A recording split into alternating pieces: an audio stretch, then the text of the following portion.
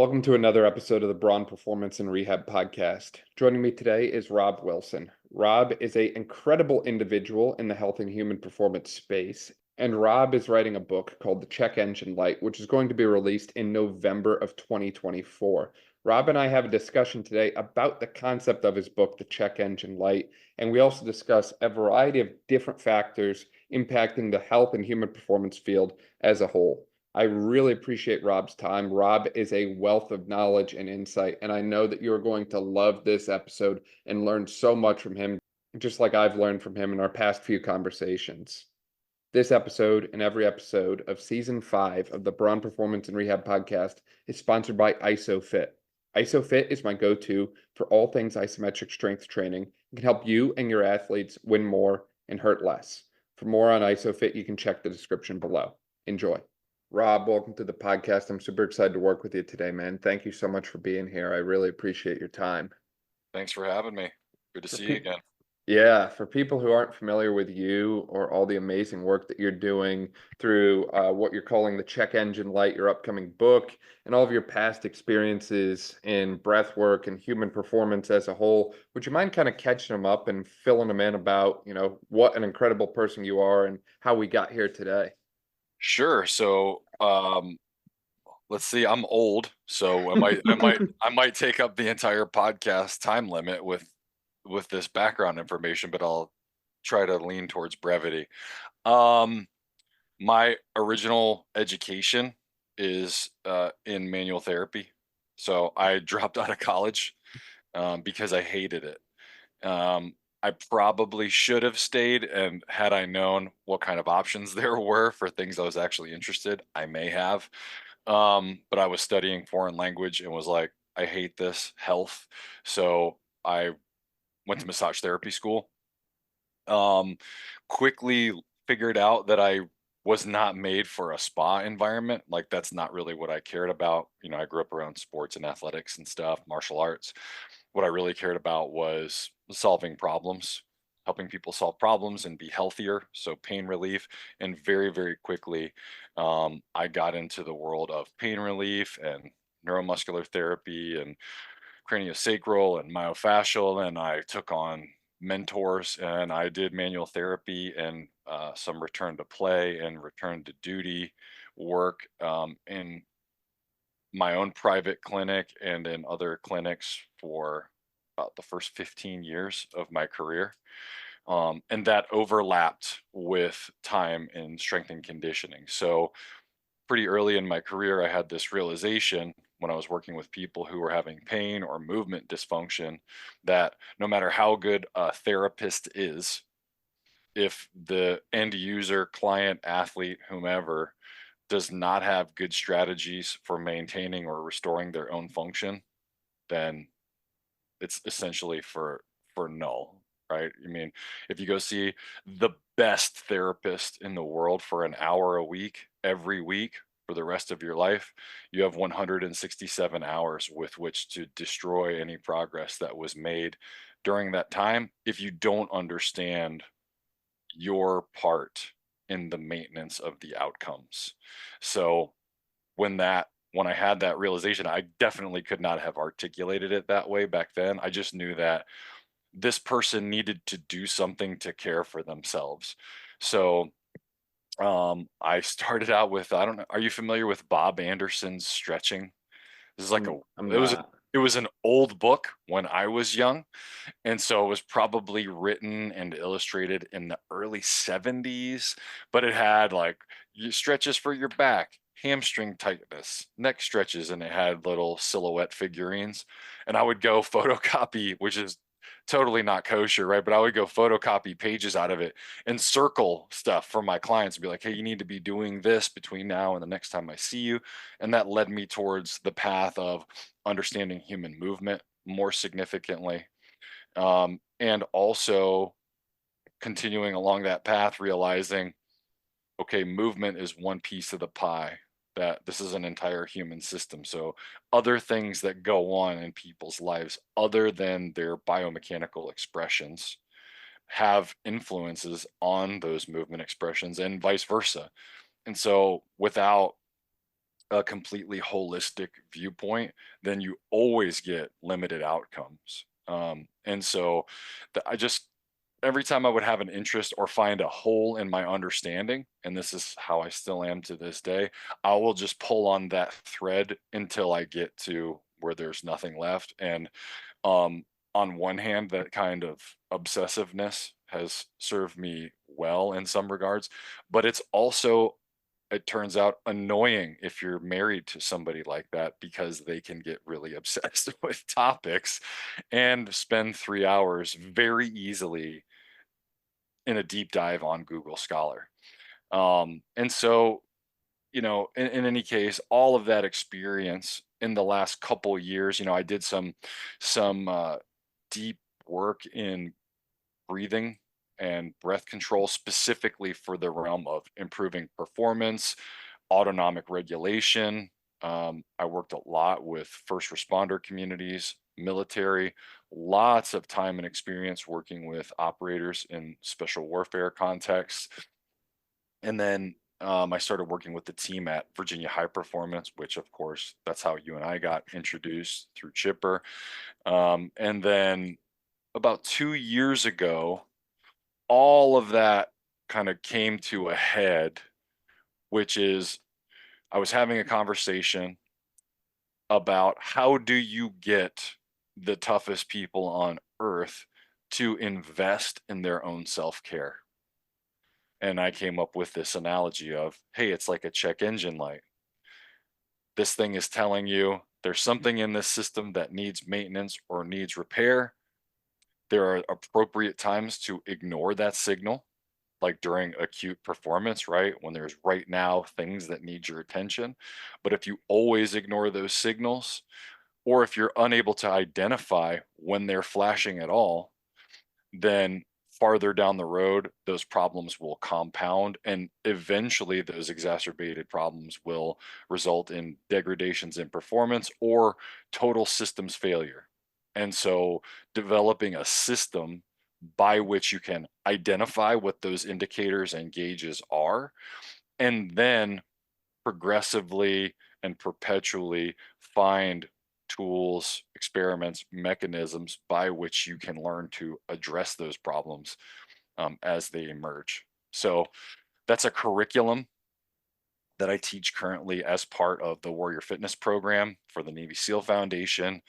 And that's my main boots on the ground work, as I teach 4 classes a week, all with Naval Special Warfare operators in my class discussing these exact topics.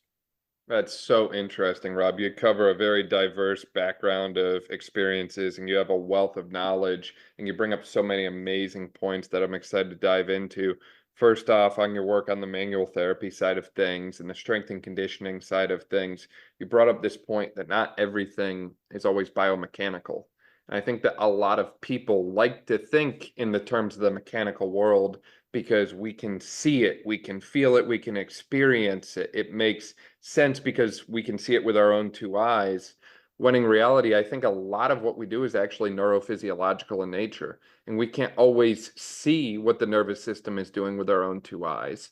But we can certainly do certain interventions that impact things from a neural standpoint more so than just a bigger, faster, stronger, or more so than just a load the sucker really heavy kind of approach, and appreciate the changes that can come from it. So I think that you bring up such an interesting point and such a essential point that there's more than meets the eye to the world of manual therapy, strength and conditioning, exercise as a whole. And what we think we're doing and what we're often doing are often, or what we think we're doing and what we're actually doing are often 2 different things, especially if you're younger, starting out in your career that way. I think that there's a lot of depth of knowledge that has to come over time. We also brought up a point about the importance of a holistic viewpoint, and I completely echo that. On my side of things, from a PT standpoint, the broader I get from an initial eval, the better results we get, which sounds counterintuitive to what everyone is always telling you. They always say, isolate, specify, narrow it down to a certain joint, a certain structure. But, like you mentioned, sometimes we have to look beyond that. Just because something is inflamed doesn't mean that, hey, we found the structure that's inflamed, we just have to address that. There could be other things going on more globally. There could be some systemic inflammation as well playing into it. And the more we look at and appreciate all the factors that are, going into why the person in front of us is coming to see us, the better result and outcome we're going to get. And the better we'll do by that person, I guess I'll say. And ultimately, leading into your book and course, the check engine light, I really love this concept of everyone gets warning signs on the day to day about what their body is doing, whether it's good, bad, or indifferent.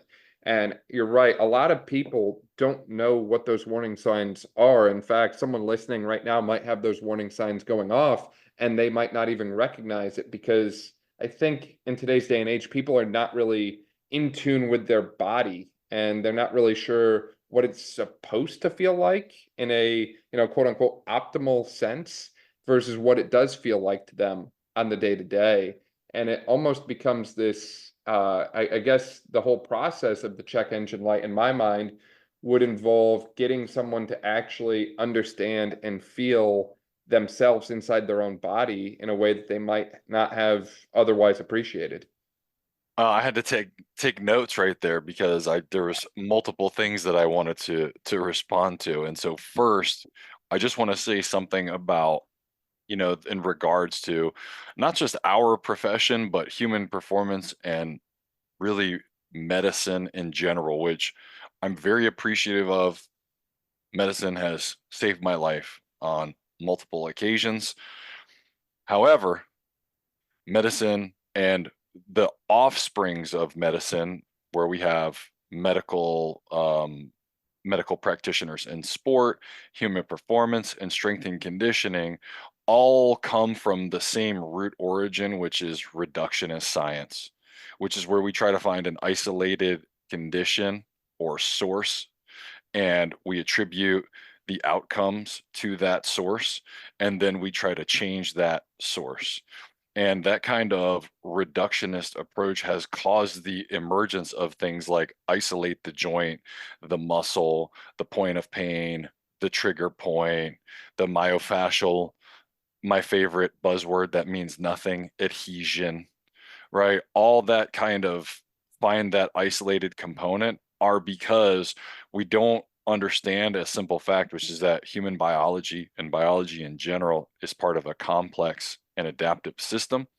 And the way that the parts interact with each other is more important than the way any single part orients itself. And complex adaptive systems protect themselves through different layers of redundancies, right? So there's like neurological length of that's protecting motion, right? There's the joint itself, there's the map of movement that's in the cerebellum and the context at the speed that you're moving. There's how hydrated you are, there's your mood, there's how much sleep you got, right? Is your brain familiar with how to orient and solve movement problems in the specific space that you're in? There's all of these things that converge to generate the emergence of a successful solution or a problem.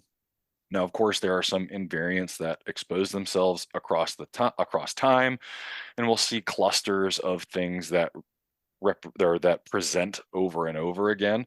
But I think in general, that reductionist approach has not only limited the viewpoint of practitioners across the board, it also leads to a very important question that is a further limitation, which is, how do I get paid?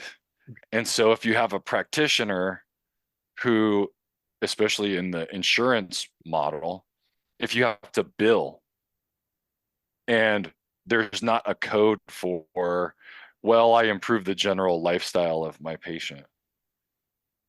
And that's how we got their back pain to alleviate. I mean, we did restore some lumbopelvic motion, and maybe we made their superficial anterior line more functional, and their rectus abdominis is a little bit stronger, and we used a deadlift and whatever else. But there's generally this confluence of factors that occur, and sometimes people have back pain because they're depressed, right? We know that depression and lumbar pain are like not that far away from each other. That's a common symptom in patients who are suffering from long-term depression. So anyway, my point is that all this stuff is multifactorial, and starting to see where there are nodes that touch each other is really important. Not that if you're somebody who's supposed to be working in the context of mechanical intervention, that you need to be treating people for depression, but you also need to know that, hey, if I have a person in front of me, client, patient, athlete, that all of those factors can be contributing to what seems to be emerging as a mechanical problem. And that I have to be aware of those factors and encourage them to move in ways that address the whole as a whole. Right. So anyway, I just wanted to make sure I said that in response to why sometimes we get locked into those components. As far as indicators and people being unaware of them, I've been referring to this as like check engine light as like mindfulness 2.0 lately, because mindfulness is wonderful. Mindfulness is about turning your attention inward and getting a better sense of what is my own state currently. One of the difficult things with mindfulness is that we have to trust our own perception, which is horribly unreliable in both directions, too much and too little, right? And the way that the filter and all the biases that our perceptive mechanisms are prone to make our perception often unreliable. And so the reason we need objective metrics and KPIs is to calibrate that perception. And the analogy that I use a lot in class and in the book is if a check engine light goes off on your dashboard in your car, it doesn't tell you all of the information about the potential problems. It just tells you something over here is serious enough that you should look further. And the amount of things that cause a check engine light to flash in an actual automobile there's multiple causes. Just like in a human being, mood can be the signal of 20 different problems. You could be in a bad mood because you had a poor social interaction. You could be in a bad mood because you didn't get enough sleep. You could be in a bad mood because your stomach hurts. You can be in a bad mood because you're frustrated because you're pursuing a difficult goal and you're not really sure how to solve that problem yet. You can be in a bad mood because your dog's barking too loud. There's a bunch of reasons that our mood adjusts. And so starting to understand what is the next layer and what, again, are the clusters of things that go together that predictably alter my mood in good ways and bad ways. And if I'm sensitive to my mood in context, that's reliable information. I notice that I'm more frequently in a bad mood when I don't go to bed on time more than 2 nights in a row. Now we're getting somewhere, but just I'm in a good mood or I'm not, or my stuff hurts or it doesn't. That kind of binary signaling isn't very helpful. And our biology is mostly designed to get us to change our immediate behavior so that threats from our internal and external environments don't keep us from living long enough to make copies of ourselves. Right. But if we want a more sophisticated outcome than that, we have to have a more sophisticated strategy. Right. No, I think you bring up such an interesting point. And you mentioned the term key performance indicators or KPIs along that discussion as well there, Rob. And I think that that's another, you mentioned buzzwords earlier. I think KPIs is a real big buzzword for a lot of people in the performance space and the recovery space. But the one thing I've noticed about them is a lot of times it's the coach setting them for the individual, or it's the PT or the doctor saying, hey, look, you've got to hit this by this point and so on that way.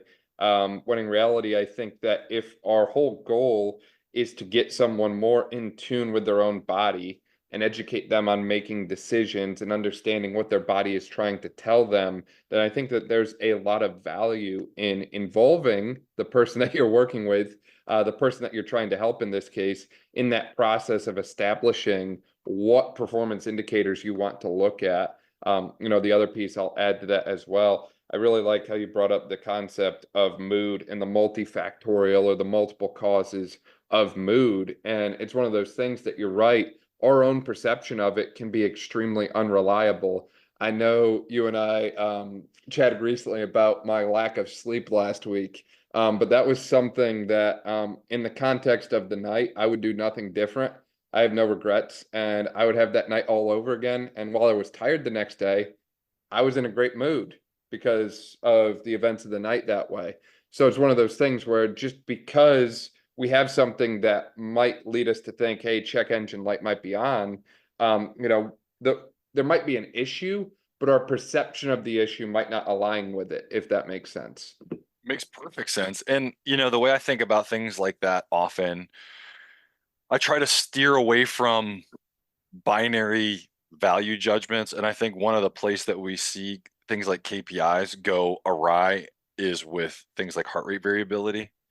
And I know that on Instagram the other day you put big recovery, like in quotes, right? And that's a thing right in young human performance memery right now, because the pendulum has swung from nobody pays attention to how shitty they're feeling. And then it went into the middle for a while, which is like you should have some sense of that. And now we're all the way over here where people won't work out if their Whoop tells them not to.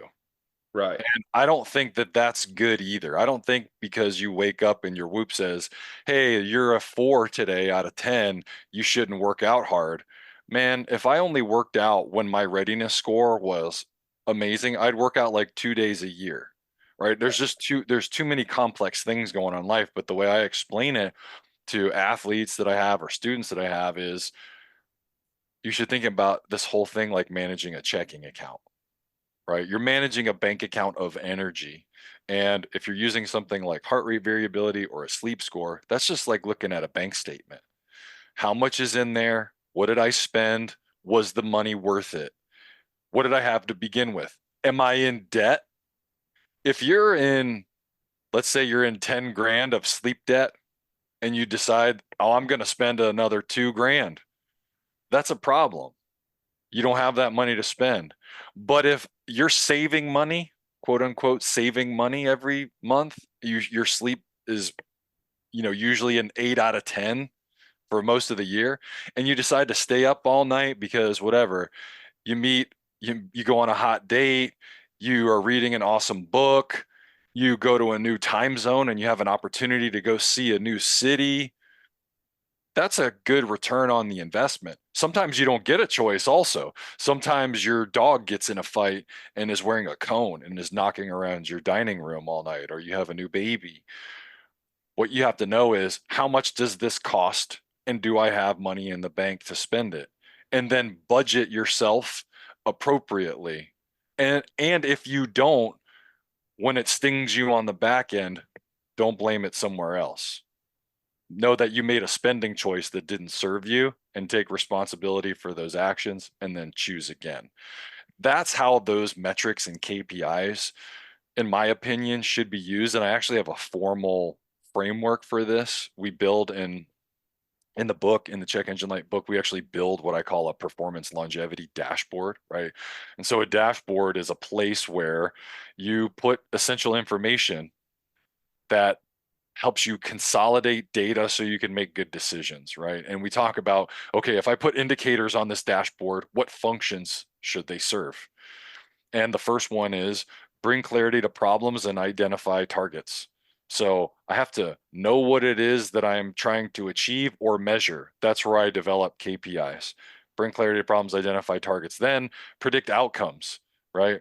If this, then that. So I need some kind of indicators that help me predict if I continue on this current trend, and that can be micro and macro. If I continue with this same behavior, what's the outcome that I'm likely to get based on past information?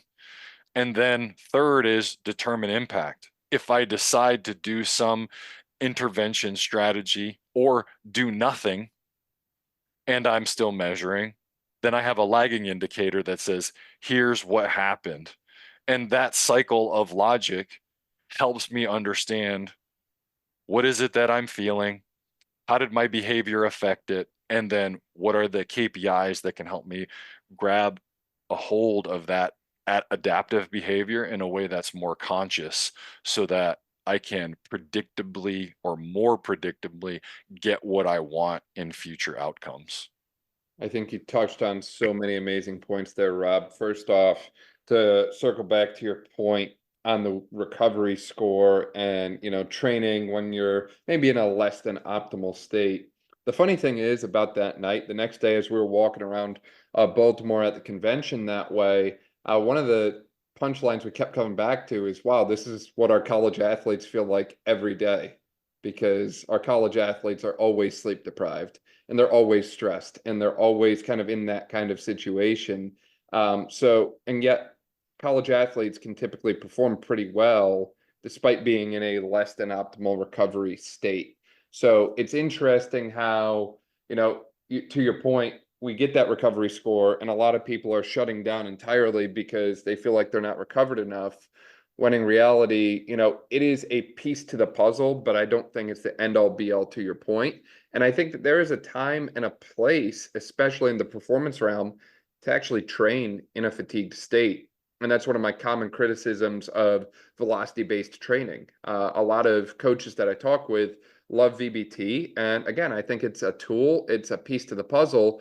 But if we always have our athletes stop doing things when they start to slow down or when they start to get tired, then we miss the benefits of actually training them in a fatigued state.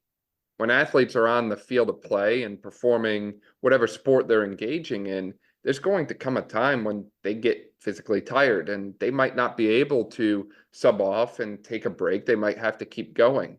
And if we don't prepare them for that, then we are literally setting them up for failure. Same thing from a performance in the tactical athlete population. There's going to come a time and a place where that tactical athlete might find themselves in a situation where they're a little bit physically tired or their recovery is a little bit poor, and they still need to perform at a set level. And if they can't, depending on the situation, it can mean the difference between life and death.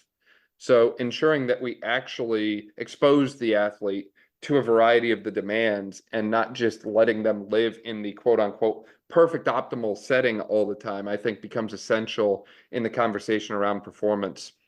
Along with that, you brought up the sleep bank and looking at sleep kind of like a checking account.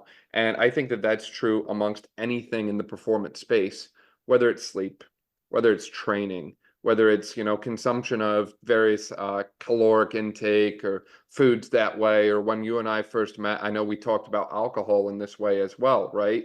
If I haven't drank anything in months and I go out and I have 3 or 4 beers, it's probably nothing to worry about. But if I have 3 or 4 beers every single night for year after year after year, it eventually compounds and you end up in that debt type position like you proposed.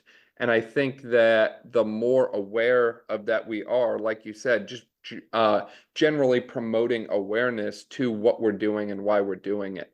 I also really like that concept of the performance longevity dashboard that you proposed. And correct me if I'm wrong, but I believe it comes down to what you're trying to achieve, what outcomes can you predict from that, and then being able to determine the impact from there. So, as you mentioned, being aware of what you're feeling, how your behavior impacted it, and then what can I do to consciously get what I want from here. That is a very easy framework. It looks at things more in depth than a binary yes or no, ones and zeros system. And it's something that I feel like can be applied across the spectrum of athletes, of performance, and so on that way. And something so simple like that can be applied in any setting. I don't care if you're a PT, if you're a strength coach, if you're a manual therapist, I don't care what your title is per se. But when you have whatever your initial eval with your client or patient or whatever that way, taking the time to get to know them on a deeper level, mastering that subjective component of things, and actually setting up some of these different things. And I would say familiarizing them with this process of becoming more aware of what they're feeling, how their behavior impacts it, and how they can change or how they can change their actions in order to get what they want becomes a really essential yet often overlooked piece in this field that we're in.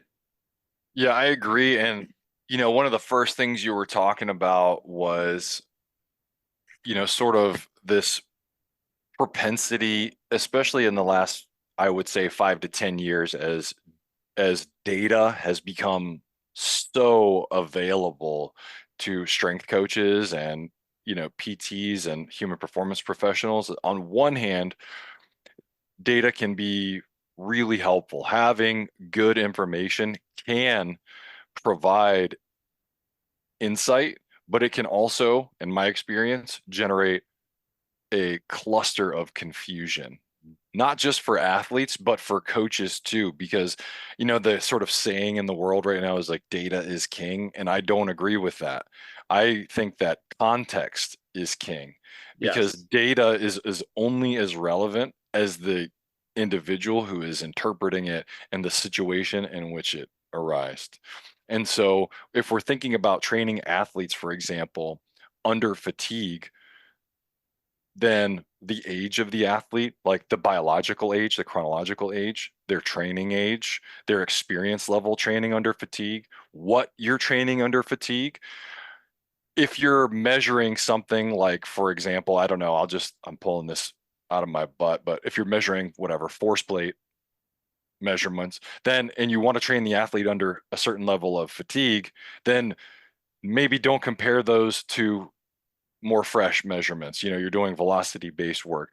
Compare apples to apples and oranges to oranges. Under these conditions, how was your velocity based training affected? Not do it or don't do it. And then that's where things like movement selection matter. Okay, well, if we know the athlete has some pre-fatigue, we want to see how they perform in this kind of conditions and under these kind of conditions, and how do they organize themselves psychologically to try to overcome that fatigue. Then maybe we have to select some movement parameter that is non-threatening, right? Stu McMillan from Altus calls those like safe to fail experiments. So if it doesn't go well, then there's a very low risk to the athlete under those conditions. But long story short, point being, data is context specific, and just collecting a shitload of numbers it means nothing without understanding what was going on in total for the individual when that happened.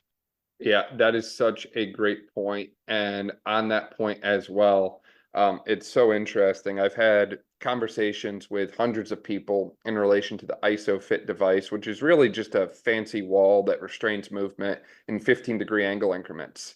And I tell a lot of people who I know use force plates, like, hey, you might want to use this with your force plates. And they go, why?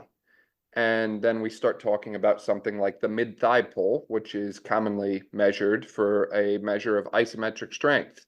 And I asked them how often they record the height of the rack, or if they change the height in which they're pulling from for the athletes that they're working with, because the mid-thigh point is going to be very different for, a 6'10", 6'11" center on the basketball team versus the 5'11" point guard. There's a difference in overall structure there. So as a result, we have to change how we test because their mid-thigh level is a little different. And you would think that this is like, that people look at me like I've got 20 heads, like they've never thought about that before. But the data is only specific, as you mentioned, to the context we apply it to.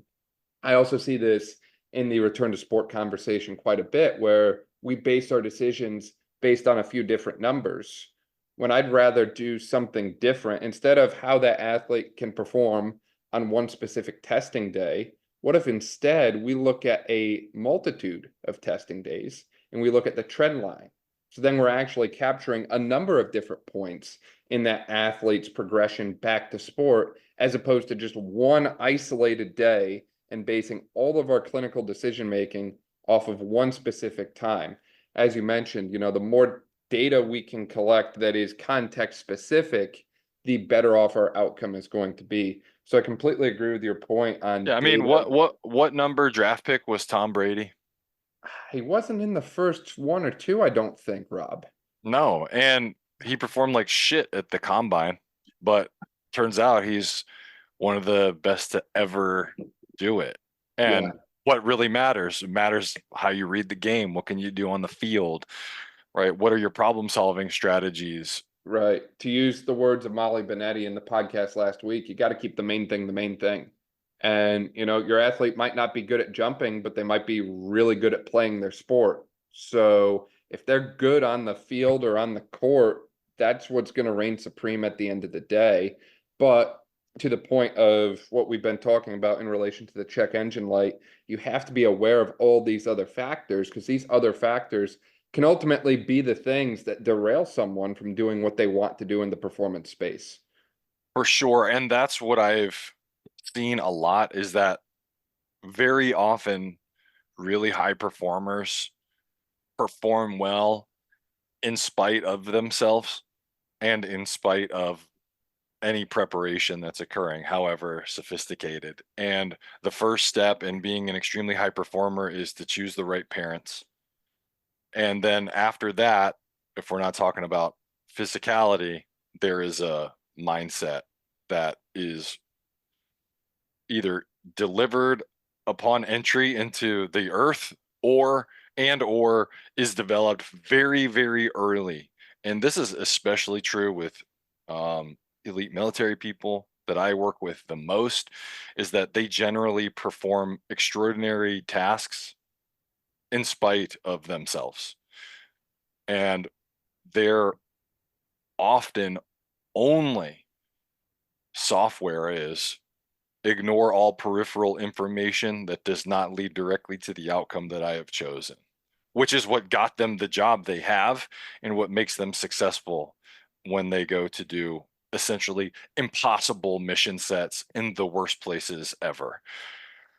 But those things don't keep them in the fight. And so what happens is 5 years, 10 years, 15 years goes down the pike, and basically they're driving like an old beat up pickup truck with one lug nut and a flat tire. And they're like, I can still go 90, except the whole thing is smoking.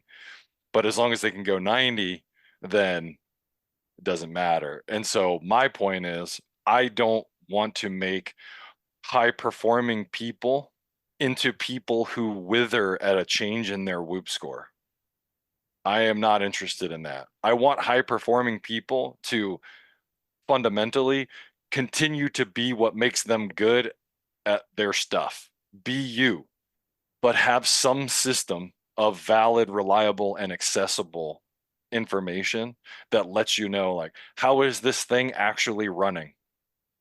And then to slightly tune the system appropriately so that you can ensure that it will run at an acceptable level for as long as possible.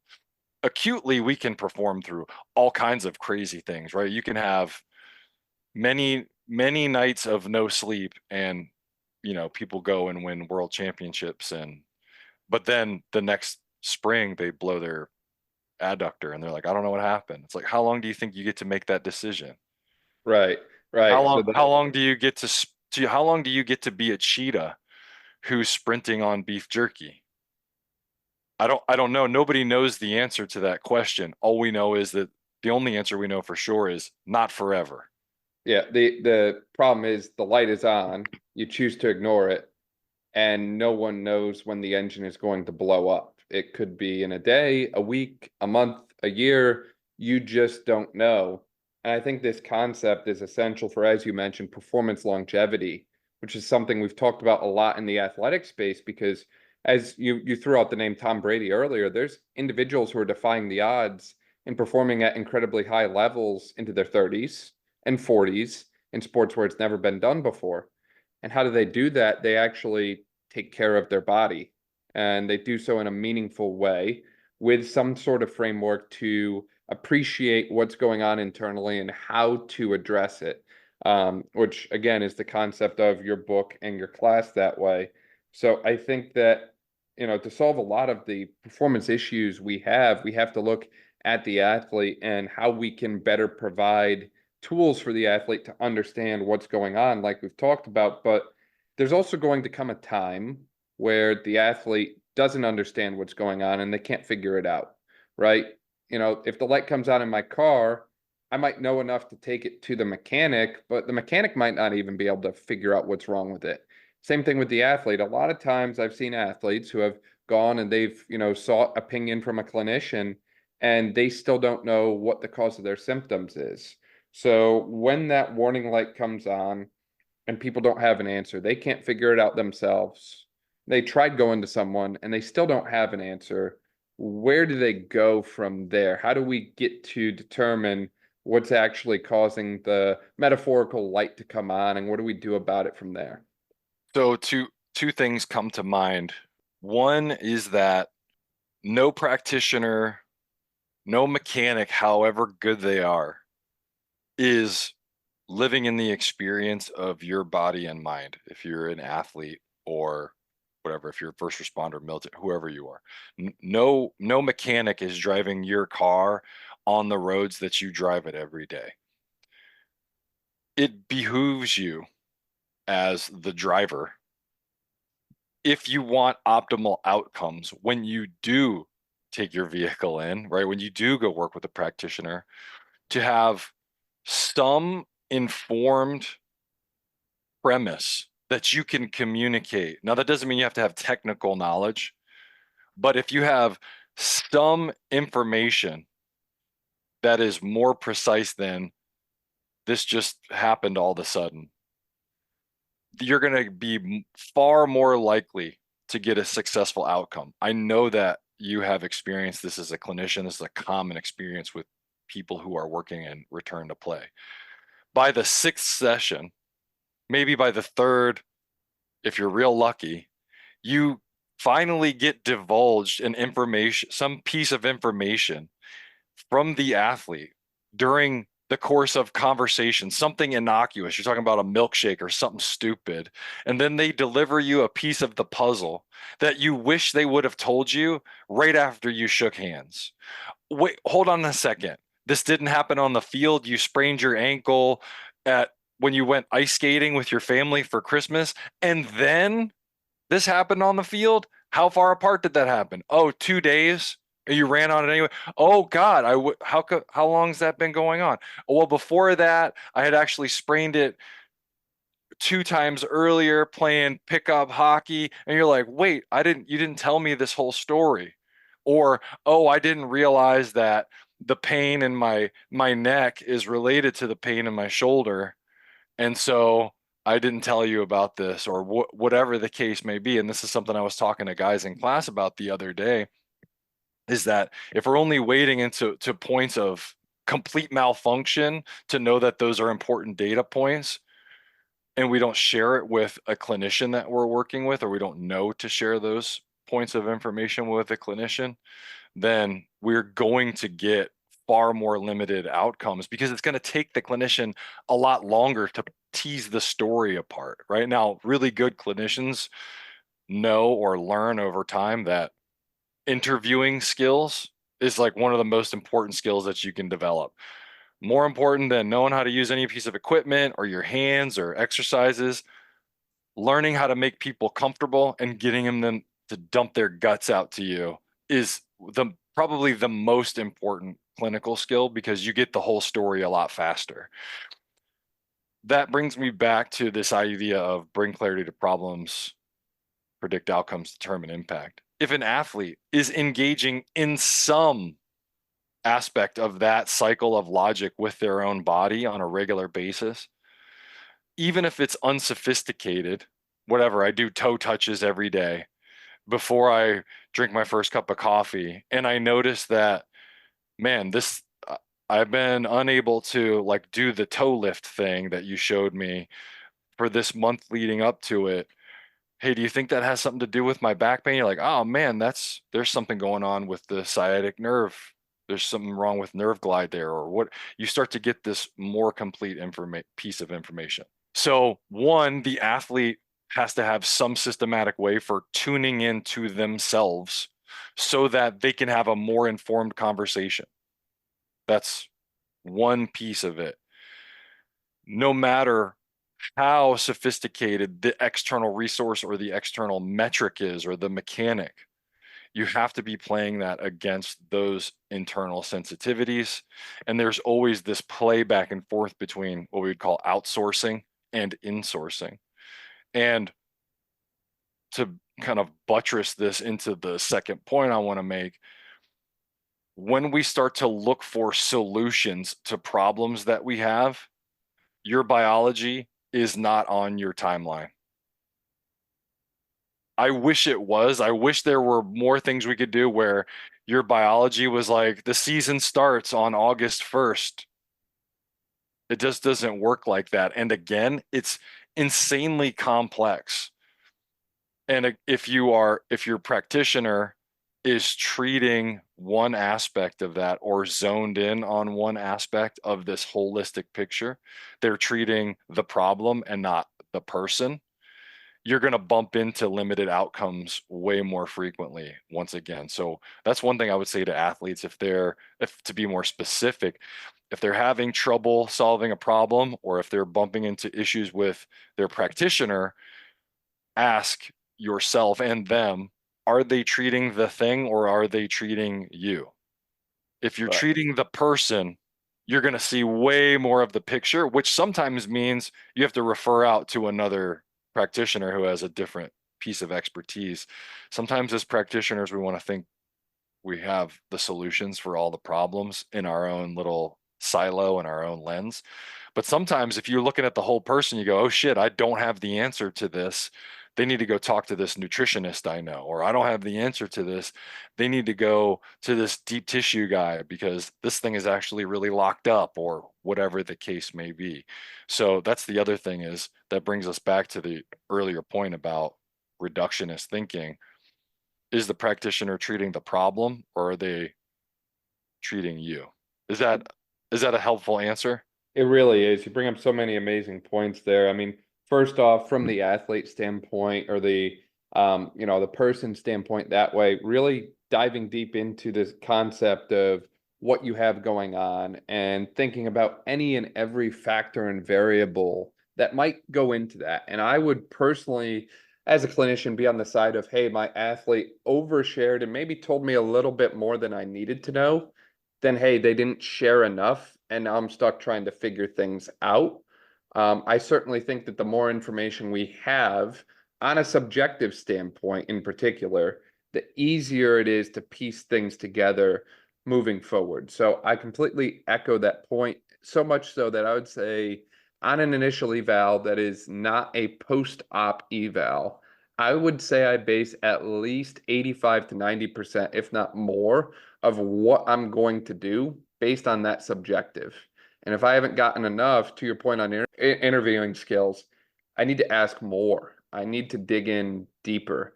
And maybe the athlete is not in a position where they want to share that kind of information. This is where the value of collaboration really shines. You mentioned before about referring to other providers. If I know the other stakeholders that exist in the life of this athlete, whether that's their skills coach, their AT, their strength coach, their parents, whoever it is that way, if the athlete gives me permission, I'm going to reach out to them. I'm going to say, hey, what's your side? Because the more information we get from that subjective standpoint, the more accurate and informed of a decision we can make. Because as we talked about before, data and objective metrics really suck. For lack of a better way to put it, they're awful. If you don't believe me, go on, Google, type in some different special tests that we use in the orthopedic world and look up the research values, sensitivity, specificity, and so on that way. Being, 0.3 on a sensitivity and specificity is really, really poor.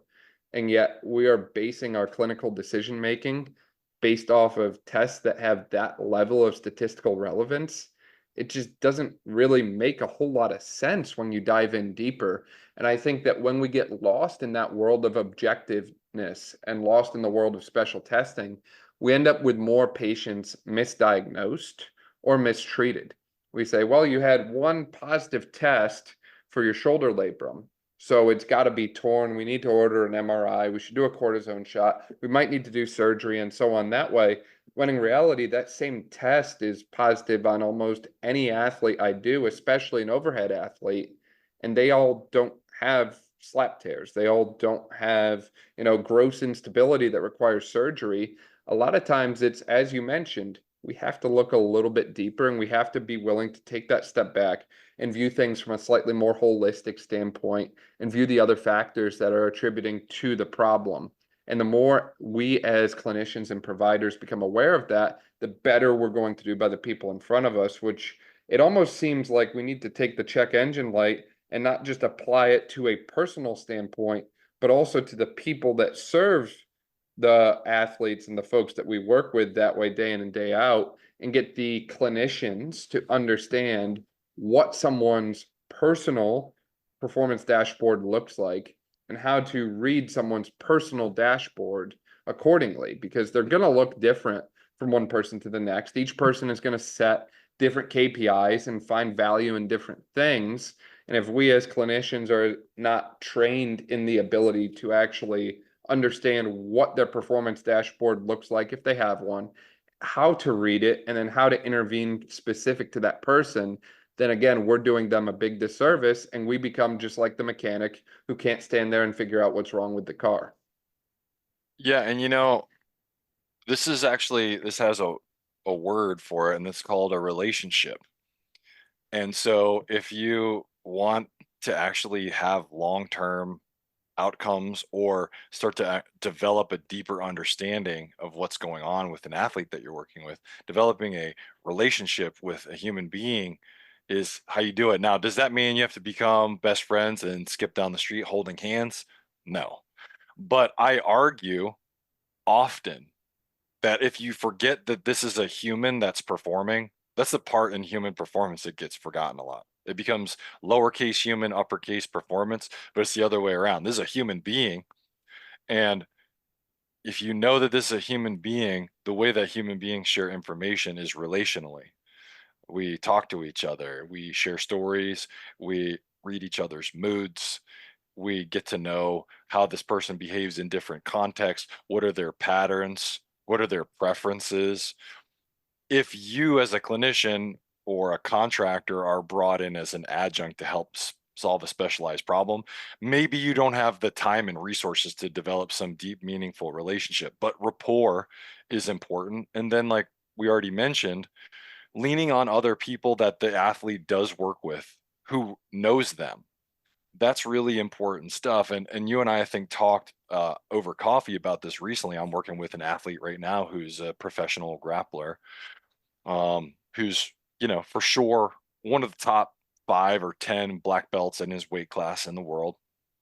And he's having some trouble managing energy levels. And so we had a meeting about it. I talked to him about it. I talked to his main skills coach about it. He agreed that there needed to be some additional communication because he was having trouble adjusting practice appropriately. And what I told this athlete was, I want you to pick 3 objective metrics that you understand. And this is an educated athlete, so I could say this carte blanche. I had worked with him for some time. I want you to pick 3 objective metrics that you can get that have a number that is general. And then I want you to pick 3 subjective metrics that that let you know from day to day, those are the things that tell you how ready you are for training that day. And you can pick any that you want. I just want you to tell me what they are and why you picked them. And so we have resting heart rate, HRV, carbon dioxide tolerance test, hanging time, so a dead hang from a pull-up bar, which is one that he picked, soreness, and sleep. Like he didn't look at it. He's not looking at a sleep wearable. He's just giving a 1 to 10 value on how rested he feels upon waking, which is actually really valuable information. It's one of the most important and valuable pieces of information you can get about somebody's sleep is, do they actually feel rested, right? Turns out wearables can be touch and go in regards to measuring sleep phases. But we've been looking at trends for, almost a month now, and we're seeing, okay, where does his perception fall? And this is one of the toughest human beings I've ever met. If you ask him directly, how are you feeling today? The answer will always be, I'm good, let's train. Always. He will never tell you something is hurting unless you say, is your knee hurting today? You will get a yes or a no. You have to ask about a specific body part. But if you just say, hey, how you feeling today? I'm good, let's train. So with people like that, you can't rely on their feedback that's direct. You have to go, give me some numerical values. Let me look at some numbers, and we'll match objective and subjective against each other. And then they can lead to another conversation. Hey, why do you think you were sore this many days in a row?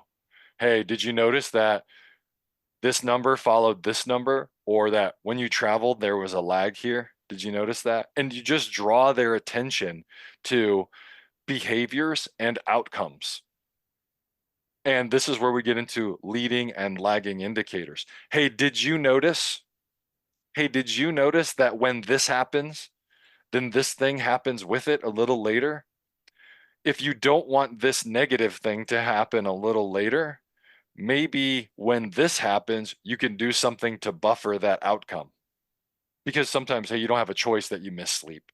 So if you don't have a choice that you miss sleep, but you don't want your shit to hurt for 3 days, what are the actions that we can take now that we know that this is a predictive metric for you? What actions can you reliably take that will buffer this problem? And will it make a 3 into a 10? Maybe not, but it'll make a 3 into a 5. And that's a big difference. It is, to Right? pull the quote from Ben Franklin, an ounce of prevention is worth a pound of cure, right? Yeah, Reframe the way we look at things and focusing more on instead of the more of a primary prevention model as opposed to a tertiary prevention model, and addressing things more at the source. Now, as you mentioned, there are times when, hey, you're not going to sleep well and it's unavoidable. There's times when things go off the rails. And I think that's there's essential to understand is things don't always go according to plan, and we're going to be ready for them. But there are some people who are probably listening, or some people that we've worked with who, things didn't go according to plan, and now the car is not the same as it used to be. Maybe certain parts were swapped out or certain parts were reconstructed, and now they're different than they used to be. Whether that's, hey, we just pulled a third of your patellar tendon and a chunk of your bone to make you a new ACL. But oh, by the way, yes, it's your own tissue, but it's different tissue than you originally had. Or maybe, hey, you've had that hip arthritis, that nagging hip for 45 years. We decided to replace it. And now you've got a metallic joint surface instead of a bone-based joint surface. And in that process, we had to cut in and remove tissue and disrupt the local ecosystem in the hip joint. And, we might have nicked some sensory nerves. There might be some small localized muscular damage, inflammation, and so on that way. So how do we go about reframing our conversation around the check engine light when the car that we're driving might actually be different than the car that we were driving a few years ago? So I'll tell you, I'll answer this, but I'm going to tell you a story. Um, so I have 4 dogs, which by the way is too many dogs. All right. They're all South American hairless breeds. So if you go to South America, Mexico, Peru, there are hairless street dogs that are like a natural breed that are indigenous that are just running around everywhere.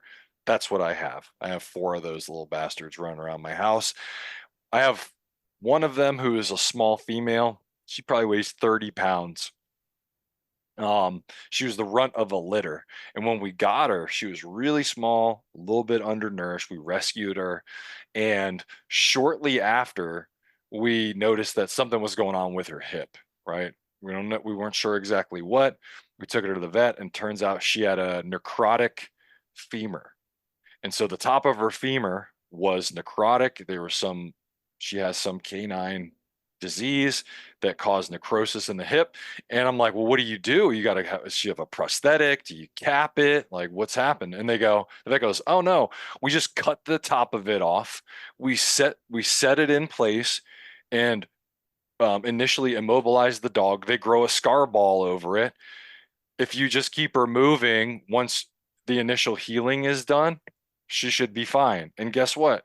She has like this odd kind of goofy gait, but can run hard still. She's 13 now. She got the surgery when she was 2. But she can run hard. Now she gets tired a little bit more easily. And, if she gets knocked into stuff, certain angles and slippage, it can be more vulnerable. But for all intents and purposes, she can jump on and off the couch. She can run. She can balance on her hind legs when she wants to. She can curl up in a ball and lay down. She can clean herself any way that she needs to, like any normal dog, all with a sawed off hip with no prosthetic. Biology is meant to drive us towards adaptive outcomes. I think way too often we think about things in terms of problems and not about what drives us towards robustness. And so even if your system is not the same, quote unquote, here's the thing. It wouldn't be the same even if you didn't have that change. It's just that the not the sameness happened way faster. No one steps into the same river twice because it's not the same person and it's not the same river. So the adaptive process is occurring always. Even if you don't have a surgical intervention, probably you'll have some injury. When you look at, I'm sure you're aware of this, when you look at MRI scans of people, you can't predict based on pain whether or not somebody has a disc issue, right? The things that generate function, dysfunction, and pain are very complex. If you have some permanent change to the system, that just means the new set of vulnerabilities that system has are now a different set of vulnerabilities than the ones you already had. All systems have them. You have to be aware of what they are, and then you have to make the system now newly robust so that it can handle all the forces that it can incur just like it did before. So from a starting point of philosophical direction, I don't like to come from the standpoint of you have this thing and now here's the stuff you can't do, or we got to treat this so gingerly, but instead to say, bring clarity to the problems and identify the outcome. What is the thing or the set of things I want to be able to do? How do I measure those outcomes? What's my vision for capacity? And then what are the things that will let me know I am on my way to that capacity? My mom has a double knee replacement. She got a double knee replacement more than 5 years ago for sure. She got them bilateral, simultaneous. Her physical therapy was really old school and traditional and hit a failure point very early. My mom is a super active person, even in her 60s. My mom still does CrossFit, lifts heavy. So, I mean, she deadlifts at least 250 for sure in her 60s. And what were the things she had to be careful of? Well, we know that there are going to be some limitations in end range flexion and extension that are different than biological tibiofemoral relationships. Want to know why? Because it's not the same material. So you're not going to have the same kind of rotation in that joint that she had before. But you know what? She didn't have it anyway because her knee didn't work. So then the question is, okay, if we have ideals of function that we can attach value to, how do we move closer and closer to those ideals? What are the metrics for the practitioner that reflect the outcomes that the athlete wants? And then to inform them right? There are some things that might be realistic or unrealistic based on the fundamental nature of that, if we're talking about surgery, of that surgical intervention, right? Because material is material. Materials have certain tolerances and they can only handle so much force. But that's true. That's just as true for titanium as it is for bone. Bone has a set of tolerances. Everything has a set of tolerances. The question is, what do you want to be able to do with the hardware and the software that you've got? How do you measure it? How do you move closer? Those are really the only questions that you have to answer, whether you're a practitioner or an athlete. And I've seen that produce way more successful outcomes in every domain of return to duty, return to play, because it opens you up to lots of creativity.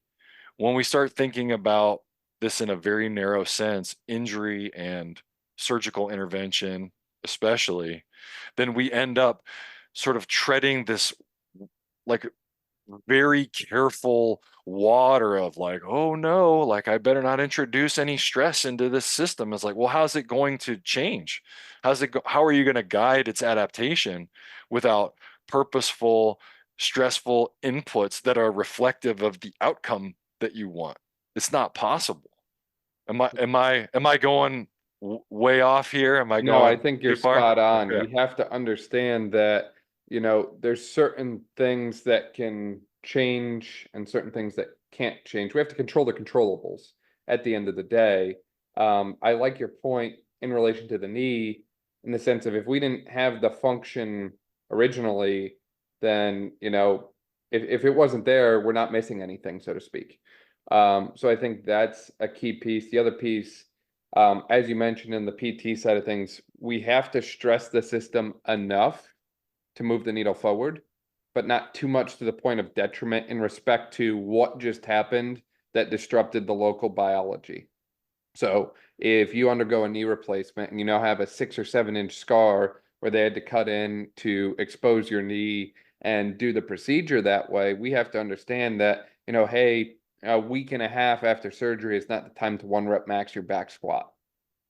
So understanding that we have to apply load, we have to stress the system, but we have to do so in a way that's stepwise and systematic, as opposed to just kind of randomly grab bagging things. And I think that in there's multiple pieces to this. There's those that randomly grab things and call it rehab. Then there's those that never stress the system and call it rehab. And the right answer should be an organized, progressive approach to rehab.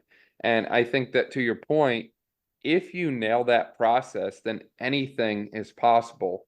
I believe one of our mutual friends, Kelly Starrett, actually underwent a knee replacement a few years ago.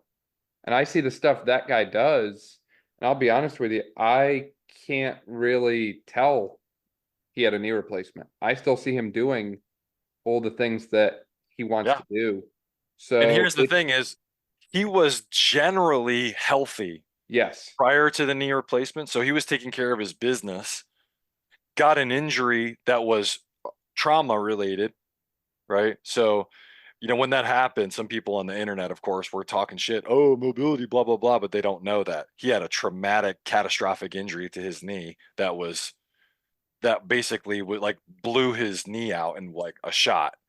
And that catastrophic injury, because he was so healthy, he got it fixed and then stayed otherwise healthy and then kept being healthy. And what do you know? His body more readily accepted. Now, are there some differences in how he moves? Of course there are, but there are going to be differences anyway. It's just at what magnitude, right? And so the same thing with my mom, double knee replacement. You can't tell, right? Now, can she like ass to grass overhead squat like a Chinese Olympic lifter? No, she can't. But she can squat and she can deadlift. My mom teaches women's self-defense for a living. She can kick, like she can kick a heavy bag, which is a lot of force going through your joint, right? So if you can kick and squat and lunge, and are there some things that limit her or things that bother her more than others? Of course. Were there already those things anyway? Yes. Yes, there were. Right. No, exactly, exactly. I think you bring up a great point. And overall, I feel like we've covered a lot of ground as it relates to your book, The Check Engine Light, and more globally in relation to the human performance space as well. Rob, as we were talking today, is there anything that we missed or didn't cover, or any kind of other closing thoughts or remarks that you really want to bring home that way? Yeah, two things briefly. One is when it comes to driving adaptation, whether it's because you're on the performance end of the spectrum or you're in the return to play end of the spectrum, there's no such thing as a free lunch. There isn't some utopic state of physiological perfection where every single aspect is 10 out of 10 all the time and you're floating on the lotus blossom of athletic and performance perfection. There emerges different degrees of performance, and underneath all that are a bunch of different levers that are moving in concert with each other up and down all the time. And all you can know is, how do I measure those? Which ones do I have access to? And how do I move them appropriately to continue to get the emergent outcome of performance as long as I can? That's essentially the acorn of check engine light. Think that, Additionally, moving from a philosophy of prevention, I think is going to be really important in human performance, strength and conditioning, rehabilitative strategies in the next 5 to 10 years, because prevention is a promise that no one can keep. Field of play and life is way too complex. I do everything right that I can control. I stretch every day. I'm a pretty flexible dude for a guy my size. I roll out before bed. I drink a lot of water. My nutrition's good. I could walk out of this room and not know that there's a puddle and slip and get injured. There's just way too many factors. And then you enter into the chaos of sports performance. There's too many things that can go wrong that you can't control. That's in the field of play. And then we look at athlete behavior. That's a whole nother cocktail. And when you combine them, prevention is an impossible promise to keep 100% of the time. You can't yeah, do it.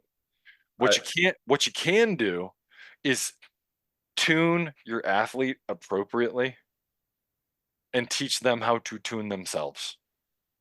And so what minor and constant adjustments can they make in their preparation and in their rehabilitation when it's important and their performance that keep them inside thresholds of their best over time. And that's done through constant probing and changing and altering and tweaking, not from, I did the right amount of Nordics this week. And so that guarantees that my hamstring will never get injured. I, So I that's, love those points that you just outlined, Rob. That's absolutely amazing, and you said it so eloquently. For people who want to find out more about you, for people who want to find out more about the Check Engine Like book, where can they find more about all of those amazing things at? you can go to thecheckenginelightbook.com and find everything where the book is. It's on pre-sale right now. The book officially launches November 5th, but it's available for pre-sale. It's on like super sale on Barnes and Noble right now for an extra 25% off through the 17th of July. You can go to my Substack, which is also called Check Engine Light. So you can go to checkenginelight.substack.com if you want to see what my writing style is like. I release an article every Friday. It's free if you subscribe. You'll get the article that I write delivered to your inbox. I try to keep them short and sweet, so I don't go super deep on any one article. I cover a theme, talk about it, and then maybe revisit it. And that's because everybody's short on time. So I try to keep the reads 7 minutes or less for the most part. So those are the two main places you can find me. You can also find me on Instagram at the Check Engine Light or at Prepare to Perform. Awesome. We'll link to all that in the description below. That way, if you didn't quite catch it, you can just click there. Rob, as always, it's such a pleasure chatting with you and getting to learn from you. I really appreciate your time. My pleasure. Thanks for having me on.